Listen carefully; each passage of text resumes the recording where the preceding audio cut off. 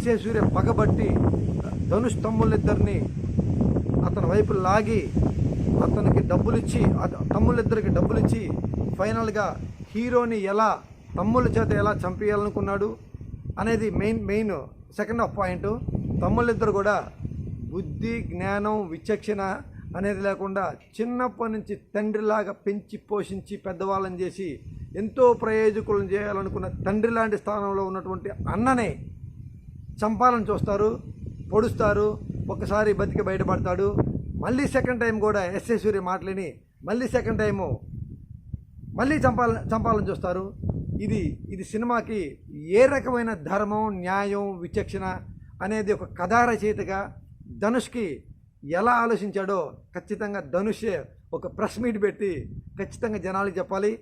Hi hello review నాగు ప్రేక్షకులకు నమస్తే. నేను మీ నాగు పర్వతరెడ్డి. ఈరోజు నేను మన ధనుష్ హీరోగా యాక్ట్ చేసిన రాయన్ సినిమా రివ్యూ చెప్పడానికి నేను మీ ముందుకు వచ్చాను. ముఖ్యంగా రాయన్ స్టోరీ విషయానికి వస్తే, చిన్నపిల్లాడైన రాయన్ ఇద్దరు తమ్ముళ్ళు ఒక చెల్లి అప్పుడే పుడుతుంది. ఇద్దరు తమ్ముళ్ళు ఒక చెల్లితో పాటు తల్లిదండ్రులు కోల్పోతారు. తల్లిదండ్రులు ఎక్కడికి వెళ్ళిపోతారు, మళ్ళీ రారు. వాళ్ళు ఎక్కడికి వెళ్ళారు అనేది కూడా కథలో తెలియదు.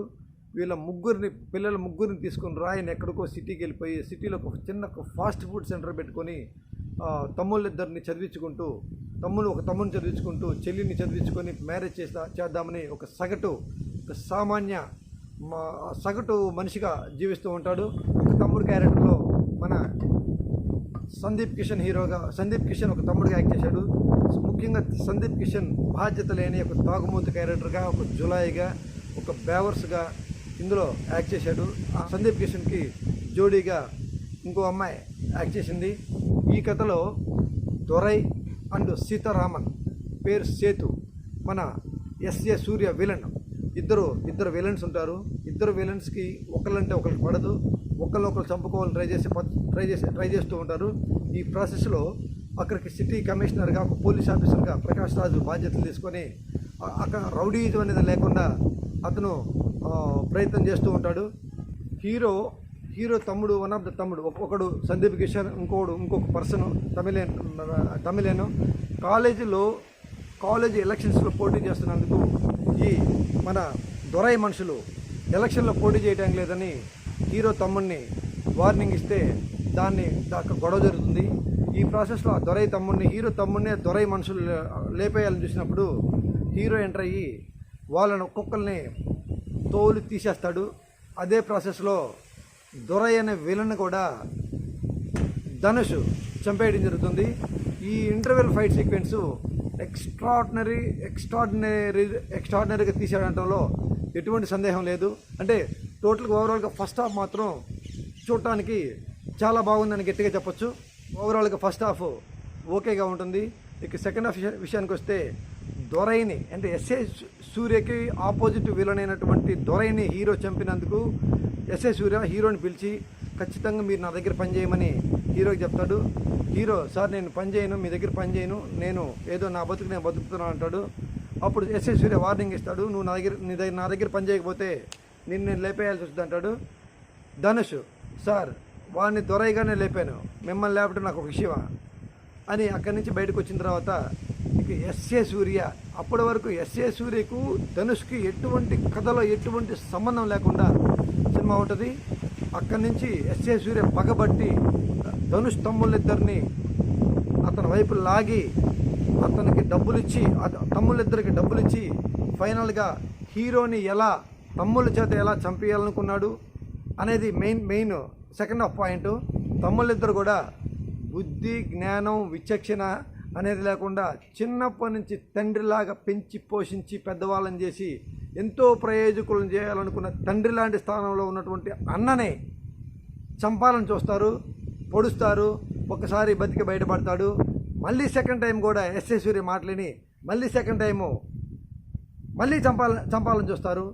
ఇది సినిమాకి ఏ రకమైన ధర్మం న్యాయం విచక్షణ అనేది ఒక కథా రచయితగా ధనుష్కి ఎలా ఆలోచించాడో ఖచ్చితంగా ధనుషే ఒక ప్రెస్ మీట్ పెట్టి ఖచ్చితంగా జనాలకు చెప్పాలి. ముఖ్యంగా తమ్ముళ్ళిద్దరూ అన్నని ధనుష్ని తండ్రి లాంటి స్థానంలో ధనుష్ని చంపాలనుకున్న రీజన్ ఏం చెప్పాడంటే, ఒక పెద్దవాడైన తాగి తందనాలు ఆడుతున్నటువంటి సందీప్ కిషన్ని ధనుష్ మందలిస్తాడు.